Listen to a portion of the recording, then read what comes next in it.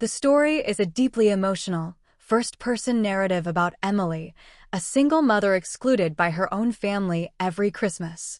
For years, she's been told there isn't enough room, a symbolic wound that defines her sense of belonging. After years of quiet rejection, she finally breaks the cycle. Through determination and self-respect, she builds a new home, a new life, and a new definition of family, one that chooses her back. The story's heartbeat is about reclaiming self-worth after generational dismissal. Snow pressed against the windshield like 100 tiny hands trying to hold us back. The house glowed ahead, golden windows, laughter spilling into the night. Emily parked at the curb, heart steady but fragile. In the back seat, Sophie hummed softly, clutching her reindeer plush, while Noah dozed under his blanket. From outside, she could see them all, her mother, her sister, the twins, even Sarah's husband carving a roast. Every face accounted for except hers. Emily tightened her grip on the gift bags. The porch light flickered as she climbed the steps. Through the frosted glass, her mother's outline appeared, warm smile, cold tone. "There just isn't enough room this year, sweetheart," she said. The word sweetheart broke like glass in the air. Behind her, laughter exploded. Emily nodded once, the kind of nod that hides a scream. "I understand," she whispered, stepping back into the dark. As she buckled Sophie's seatbelt, the little voice came softly, "Mommy, why aren't we going inside?" Emily stared at the windshield, where light and snow blurred together. "Because sometimes, baby, people forget how to make space." The drive home was quiet except for the hum of tires on frozen asphalt. When they reached their small apartment, she carried both children inside, tucked them in, and stared at the empty corner where a Christmas tree should have been. The silence was heavy, like judgment. She poured herself a glass of boxed wine, opened her sister's text, "Maybe stop by tomorrow for leftovers," and laughed once, hollow and small. That night, she whispered into the dark, "No more porches. No more waiting for a place at someone else's table." Outside, snow kept falling, soft, relentless, cleansing. 6 months earlier, Emily's world had already cracked. The divorce papers lay between her and Matthew like a truce neither wanted to sign. No shouts. No blame. Just the quiet sound of 2 pens giving up. She packed the car, buckled the kids, and drove toward Charleston, her hometown, her undoing. Her parents welcomed her politely, like a guest who'd overstayed before she even arrived. Sarah smiled with that polished grace that said, "Bless your little struggle." The apartment Emily found was tired but honest, chipped paint, creaky floors, a leaky faucet that sang in complaint. She called it ours anyway. By day, she worked in marketing. By night, she freelanced until dawn, designing, writing, surviving. On the fridge, Sophie taped a crayon drawing, a house with a red door and 3 stick figures holding hands. Beneath it, "Home Just Us."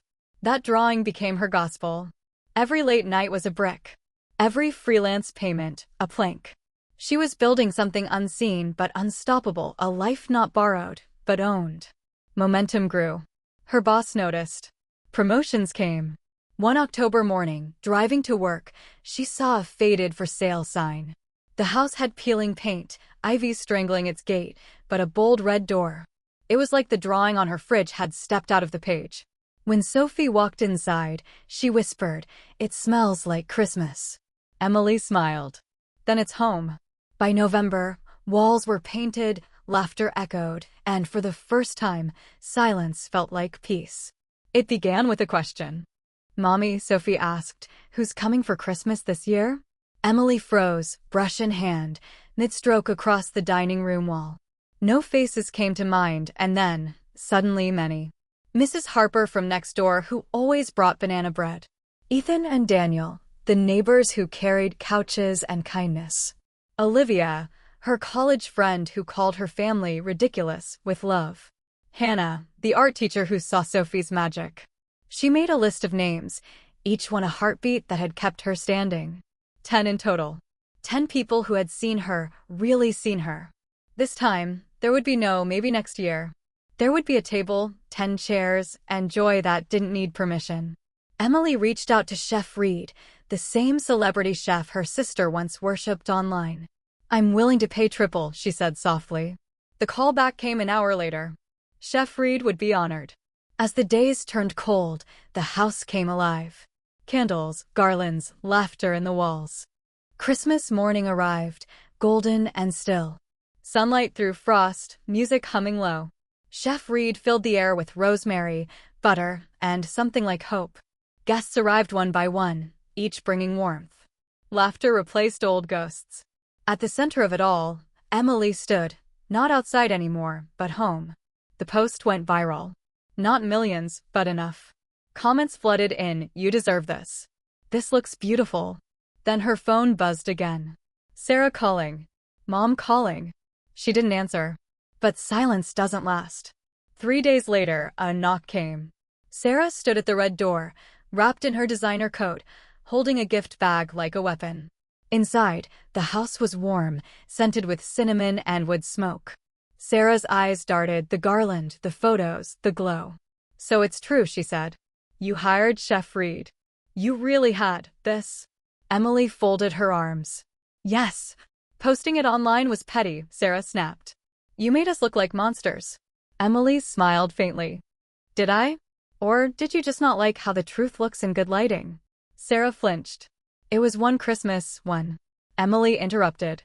"Try 10. The words hung heavy. Sarah softened. "Mom's been crying." "She should have cried years ago," Emily said. The silence that followed was the loudest sound either had ever heard. Sarah's voice trembled. "We never meant to make you feel left out." "You didn't mean not to either," Emily said. For the first time, her sister looked small. "Mom's embarrassed." Everyone saw the photos. Emily stared into the fire. "Then maybe now she understands how it feels to be seen." Sarah blinked tears away. "I don't want to lose you." "You already did," Emily said gently. "The day you closed the door." Sarah sank onto the couch. The weight of years pressed down between them. "What do you want from me?" "I want honesty," Emily replied.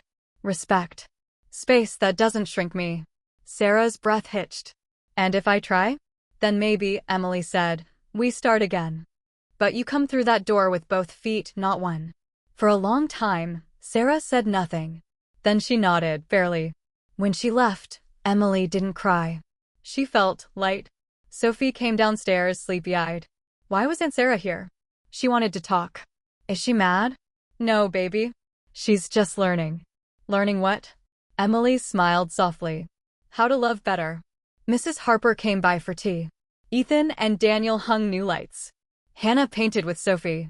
Noah drew a picture, their house, their table, and above it, the words, "Home for Love." When Sophie asked, "Is it okay to say no to people who make us feel small?" Emily smiled. "It's more than okay. It's necessary." Weeks later, a text arrived from her mother. "We'd like to see the children. Perhaps for your birthday." Emily read it twice, then set the phone down. Not angry, just clear. She didn't respond that night. Some silences are answers too. By spring, the red door had weathered sunlight and rain. The porch bloomed with potted flowers and laughter. Chef Reed called again, "Same time this year?" Emily smiled. "Same time. 2 more chairs." Because this time, love had multiplied. No begging. No pretending. No waiting on cold porches. She stood by the window as Sophie danced in the kitchen and Noah built Lego castles on the floor. Outside, light hit the red door just right, glowing, unashamed. "We don't sit outside anymore," Emily whispered. "We own the porch." And with that, the story came home.